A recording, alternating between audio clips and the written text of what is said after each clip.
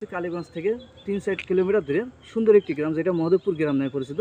এই গ্রামে আসলে দেখতে পারবেন আপনি সুন্দর একটি বটগাছ, শত শত বছর পুরাতন বটগাছ। তার সচরাচর করে না, কিন্তু এই মধবপুর গ্রামে আছে, মধবপুর বটতলা নামে পরিচিত। আপনার প্রাইমারি পাশেই অনেক সুন্দর পুরাতন বটগাছ, যেটা ছিল আমরা দেখতে পারি যে সালাভাড়ার পাশে একটি 1000 বছরের পুরাতন বটগাছ ছিল, আবার আমাদের বেসপাড়া একটা ছিল, কিন্তু এখন মধবপুরে এই গাছটা আছে অনেক সুন্দর।